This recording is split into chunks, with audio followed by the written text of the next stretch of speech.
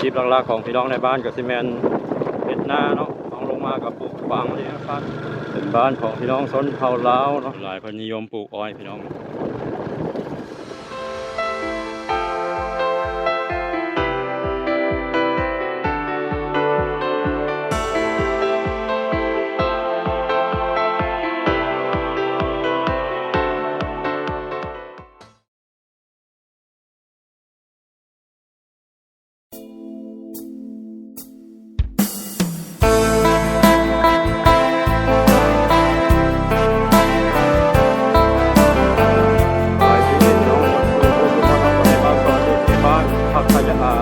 บ้านนาทรายเนาะ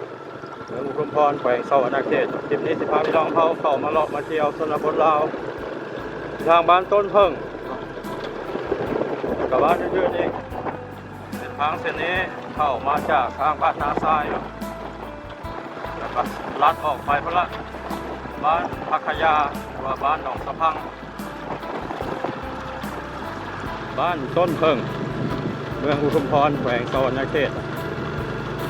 เขตนี้ก็จะมีอยู่2, 3, 4บ้านนี่แหละต้นเพิ่งบ้านคอนแกนบ้านเราโอ้บ้านใหญ่ขนาดบ้านต้นเพิ่งนี่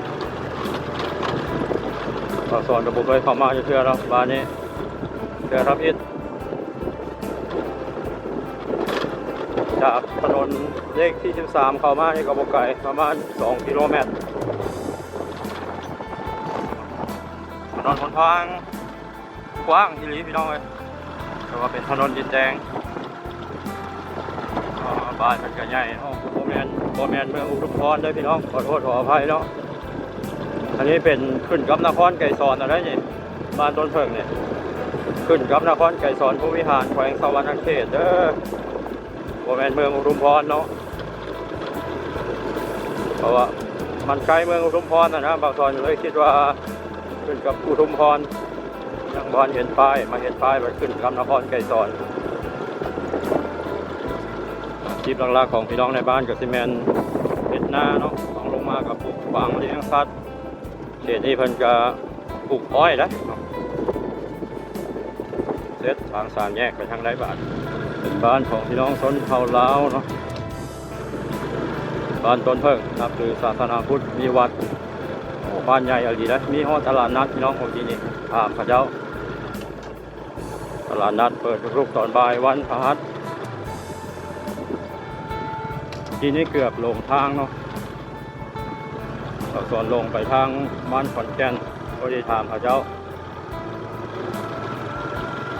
อันนี้เป็นทางไปบ้านเราลัดออกสู่บ้านพักขยาแล้วก็พุ่นละขึ้นไปทางบ้านหนองสะพังขึ้นไปทางแก้งกระเบาพุ่นละบรรยากาศดีว่ะ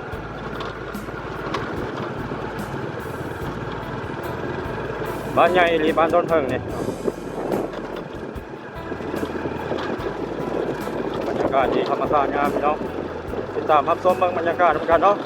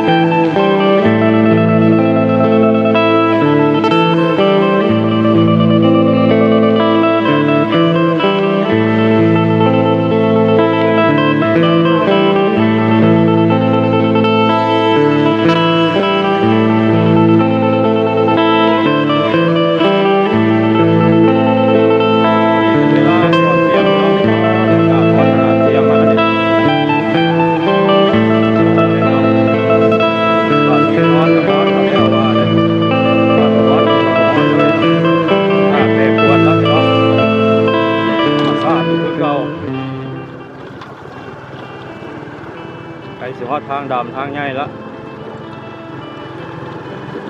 อาจจะประมาณ 2-3 กิโลเมตร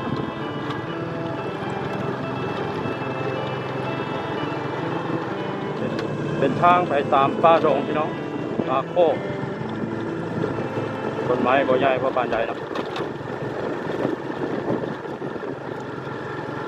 ทางโอเคอยู่เขตนี้พี่น้องเขาเป็นบ่นิยมปลูกยางพาราปะดินให้เป้าว่างหลายพอสมควรหลายเพิ่นนิยมปลูกอ้อยพี่น้องเลยเบิ่งสวนอ้อยกว้างสุดสายหูสายตาเพราะว่าไกลโรงงานน้ำตาลมิตรลาวส่วนยางพาราก็มีอยู่ห่างบ่หลายเสาเมื่อยอยู่กองโฮมไม้พี่น้องมากินน้ำอากาศร้อนแห้ง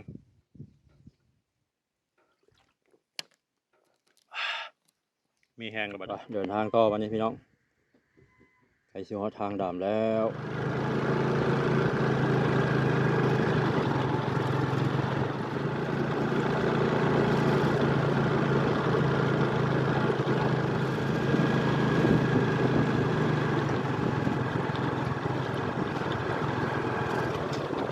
อ้าวฮอดทางปุ๋ยยางแล้ววันนี้พี่น้องเอ้ยแป๊บเดียวเนาะใกล้ๆนี้ทางใหญ่แล้วเลี้ยวซ้ายลงทางนครไก่สอนเลี้ยวขวาขึ้นไปทางบ้านหนองสะพังไปทางแก้งกระเบาหนองบกเราออกไปสู่บ้านนาทรายนี่เป็นบ้านพักขยาเนาะคุ้มบ้านโพนพักขยานครไก่สอนเป็นเส้นทางเรียบแก้มกองคุณและพี่น้องจากเมืองท่าแขกสัตว์ลงมาฮอดทางสวรรณเขตจนทอดเมืองไซภูทองคนละเส้นเรียบแก้มกองนะพี่น้องกับมีทางปุ๋ยยางคือกันอีกเส้นหนึ่งละแมนเส้นทางเลขที่13เขตนี้มันปลูกอ้อยเนาะสวนอ้อยงามขนาดเลย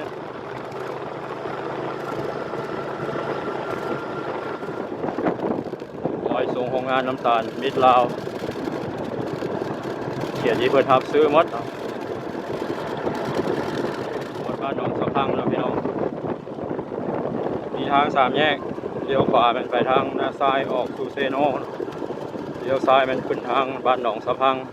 ออกไปทางบ้านแกงกระเบาหรือว่าออกไปทางเมืองหนองบกแข่งขับม่วนพุ่นละบ้านหนองสะพังเมืองไซบุรีแล้วบัดนี้พี่น้องบ่แม่นนครไกรสอนเมืองไซบุรีที่เทศบาลเมืองของเพิ่นย้ายไปอยู่บ้านเครือเฮากาดแต่ก่อนเทศบาลหรือว่าตัวเมืองของเพิ่นละแม่นอยู่บ้านแกงกระเบาเป็นย้ายแล้วเนาะหนองสะพังถือว่าเป็นบ้านใหญ่หลายห้อยหลังคาเรือน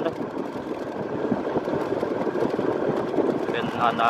เขตจุดซุ่มหรือว่าศูนย์รวมอยู่ในเขตนี้ตัวแม่นเนาะมีทานผ้า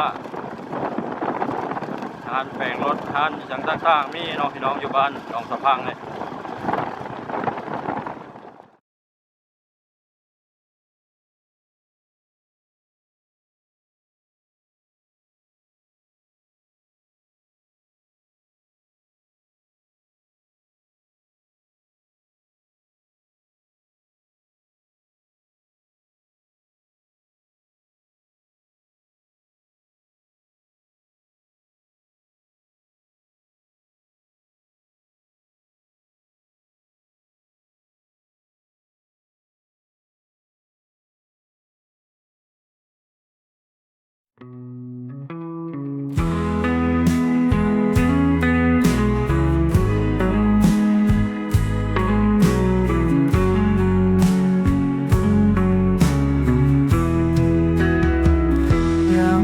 แสงจันทร์ส่องฟ้า